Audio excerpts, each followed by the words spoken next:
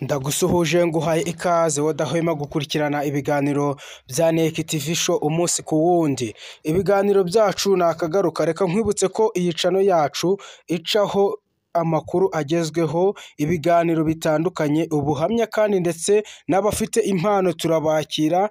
Abafite impano bo dukunda kubagaragaza ari video. Reka nkubwire uti Nyagasani Yesu nagume abane nawe, nkwifurize amahoro aho uherereye hose mu gihugu cy'u Rwanda, amajyepfo, amajyaruguru, iburasirazuba ndetse n'iburengera bwaryo, n'abari mu ntara y'umujyi wa Kigali cyane n'abarundi tuziranye tuvuga ururimi rumwe ndetse n'abanyakenya b'inshuti zacu hano mu Rwanda. Uyu munsi amatiku yongeye kugaruka muri showbiz, cyangwa se bari gushaka kongera kubyutsa andi matiku. Uyu ni umugabo witwa Ndimbati wamenyereye muri filimi ya Papa Sava, mu mafilimi yagiye atandukanye muramuzi. Yaraje azana terime yitwa ati ibiryo byarananiye, muramukunda mumukunda muri benshi. Nyuma aje kuva muri filimi za Papa Sava, cyangwa se asa nkaho ari kubitwaramo gakeya, aza gushinga channel ayitwa Ndimbati TV. Uyu mugabo rero Ndimbati rukaba rwakomeje kwambikana n'umugabo yitwa Pastor Claude hano ku mbuga nkoranyambaga. Amagambo yabaye menshi, aho Pastor Claude nawe yagiye yibasira uyu mugabo. Ati rero utangiye wibaza ati byaje kugenda gute, aba bagabo bose bakuze kandi busa nkaho ubona ko bari mu myaka imwe. Bamwe bagiye banavuga ko ati ni murwane mukubitane amakofe, ibi ntago twaza kubyivangamo izi ntambara z'abasaza. Ubwo n'abajeni bagiye babivuga, baba YouTube cyangwa se abanyamakuru tumenyereye nk'ababloga bakorera kuri social media.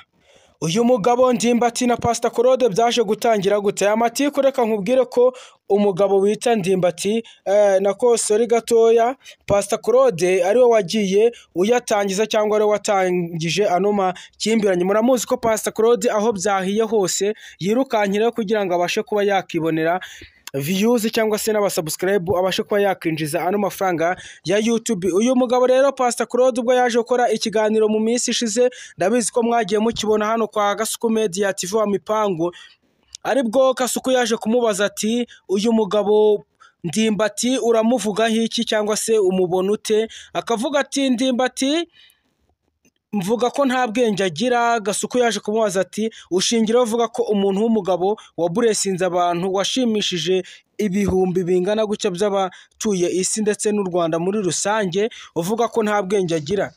Amagambo Pastor Claude yaje gukoresha ndagira ngo nongere nyagusubiremo mve uburemere bwayo. Yavuze ko impamvu avuga ko nta bwenge agira, ko kurera abana byamunaniye akaba ari kurererwa n'undi mugabo, kandi ko impamvu yongera kuvuga ko nta bwenge agira, ko yasambanyije umwana w'umukobwa abyaye. Ndimbati we yaje nawe kuri kamera aritereka umunsi wa none, arongera aramusubiza ati se we Pastor Claude ko uvuga ko nabyaranye n'umwana wanjye, ibyaha nagizweho umwere nibyo wongeye kugarura muri rubanda, cyangwa ushaka kongera kuba wabyutsa? Uyu mugabo Ndimbati yaje mu kiganiro yakoze, wabonaga ko ari umuntu uri kwishinganisha, ndetse ko uyu mugabo ashobora kuba agiye kumujyana mu bapfumu. Ayo ni amagambo yagiye ashinja Pastor Claude, cyangwa se bimwe yagiye yamushinja ko ari umupfumu, kandi nimba atari nawe ko ashobora kuba akorana nabo, kuko yaramubwiye uti Ndimbati mu kiganiro cyatambutse ubutaha yagaragaye kuri kamera ari kumusengera, cyangwa se yapfukamye amusengera avuga ati Mana hindura Pastor Claude G, dore ko atamwita na pasiteri, ko avuga ko igihe cyose yagaragaye ko atigeze amubona abwiriza ubutumwa bwiza, cyangwa se mu biganiro akora nta ntu avuga ku Mana cyangwa ku bijyanye no kuba yavuga ku bijyanye n'Imana. Uyu mugabo Ndimbati yaje kongera kugaragara mu kiganiro apfukamye, cyangwa se ubona ko anababaye n'ubundi, ari kusengera umugabo witwa Pastor Claude. Aravuga ati wavuze ko ntazahaguruka, ariko Imana nizeye ndongeye ndahagurutse. Ko ayo Pastor Claude yaje kugaragara mu kiganiro yakoze, cyangwa se abwira Ndimbati amusubiza amubwira ati nongera gupfukama unsengera ntabwo uzunamuka aho uzaba uri. Ndimbati yaje kongera kwishinganisha, cyangwa se abasha kuba yakishinganisha ku nzego za leta, avuga ati uyu mugabo untera ubwoba ambwira ko ntazahaguruka aho ndi, ndagira ngo mubimenye bayobozi uyu muryango wanjye umerewe nabi kubera Pastor Claude, umwana wanjye niwo natunguwe no kujya kubona mbona arampamagaye ati uyu mugabo uhora udutesha umutwe byagenze gute, ni ibihe bibazo mufitanye? Ndimbati yaje kuvuga ko yaje kubona uwo mugabo amwitendetseho ko nawe kugeza aya magingo aya ngaya atazi ibibazo bafitanye cyangwa se atazi ibyo amushinja cyangwa amuhora. Aya niyo magambo Pastor Claude Ndimbati yagiye yitangariza, ariko Pastor Claude yaje kuvuga ko uko kirya ngo ariko n'ubwenge bwacyo bungana, ko utabona umugabo wananiwe no gutunga umugore we cyangwa se ashobore kuba yabana n'abandi. Ariko Ndimbati we yaje kugaragara mu kiganiro amusubiza ku by'ubijyanye n'umugore, avuga ati umugore cyangwa se ibyo unshinja ko nabayeho umwere nkarekurwa, uranshaka iki wa mugabo we? Nimba gukorera Imana byarakunaniye wakicaye ukiga ino showbiz uburyo ikorwa cyangwa se ukaba wabimenya. Yamugiriye inama cyane amubwira uti wowe Pastor Claude, nzagira icyomba cyangwa se ikintu ndi bube cyangwa nzahungabanaho, wowe uzabibazwa cyangwa se umuryango wanjye, ko bitewe n'amagambo umuhamagara aba kuri telefone cyangwa se ku mbuga uza ku ma platform ukitereka unkanga kandi untera ubwoba. Dore ikizaba cyo ni wowe uzabibazwa, dore kandi nayo babwiye kera mwa bantu mwe mwasimwe mumenye ko Pastor Claude amereye nabi. Ndishinganishije imbere zanyu bitewe n'amagambo Pastor Claude yagiye avuga, mwagiye muyabona. Rero aguma kuntera ubwoba cyane ko azangirira nabi, ko ntazunamuka ahantu njya. Niyo magambo Ndimbati yagiye yivugira anashinganisha umuryango we muri rusange, avuga ati si ubwo nimba kurera abana cyangwa uwo mugore wagiye hanze watorotse uvuga ko yagiye bitemewe n'amategeko, ubwo ntiwaba ubyihisha inyuma.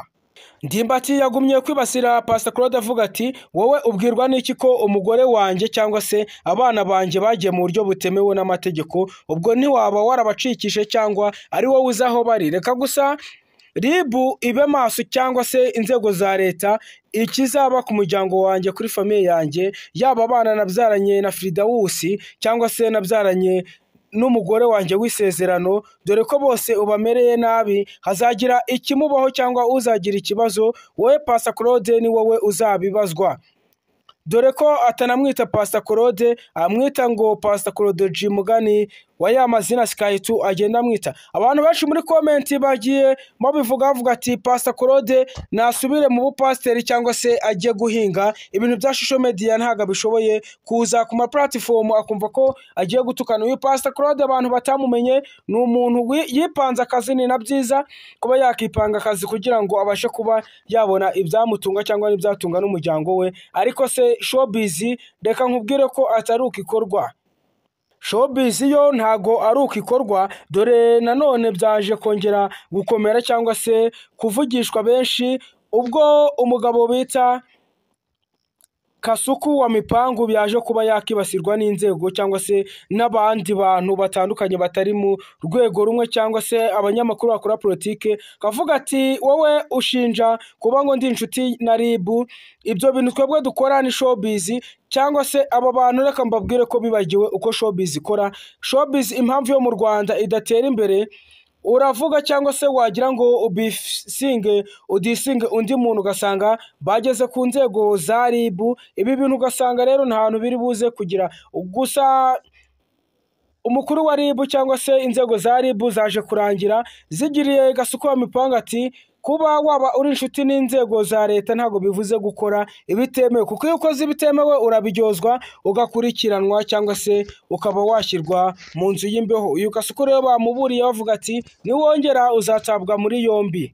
RIB n'ubugenzacyaha cyangwa se n'umuvugizi wa polisi yaje kwihanangiza uno mugabo wita Kasuku wamenyekanye mu mvugo cyangwa se Kasuku, dore ko ari n'umuntu ukunda igihugu cy'u Rwanda, ariko yaje kuba yaburirwa avuga ati nuza kuguma gukoresha ano magambo atari meza uraza gukurikira ba Jihad ndetse n'abandi. Ibya ya mpano se byo waje kuba wabimenya? Ya mpano biri kuvuga ko ashobora kuba yakishyira mu mugozi. Nimba utarabimenya ndagira ngo nzagusobanurire neza mu kiganiro ikiri gutera ya mpano kuba yakiyahura bitewe n'amavideo cyangwa se n'amashusho yagiye ajya hanze hanze yagize isoni birangira agiye mu bihugu byo hanze ku migabane irenze ibihugu nka 3 bya hano mu Rwanda. Aka kanya reka mbwiye ko ya mpano atari mu Rwanda bitewe n'amagambo ya postinze ku ma Instagram cyangwa se kuri platform ziwe nka Instagram, Facebook ndetse n'izindi mbuga zitandukanye. Yaje kutangaza amagambo ateye ubwoba ndetse anababaye. Bamwe benshi muri comment bagiye bavuga ko ya mpano nimutareba nabi n'umutamucungira hafi ashobora kugaruka mu gihugu cy'u Rwanda ari umurambo yapfuye, dore ko ashobora kuba agiye kwiyahura. Bamwe bagiye batira amakomenti atandukanye aserereza, ariko reka nkubwire uti ya mpano na Gasuku ndaza kugusobanurira ibyabo mu kindi kiganiro kizakurikira iki ngiki. Kora subscribe wibuke gusharinga ino video nimba ari ubwa mbere ugeze kuri iyi channel.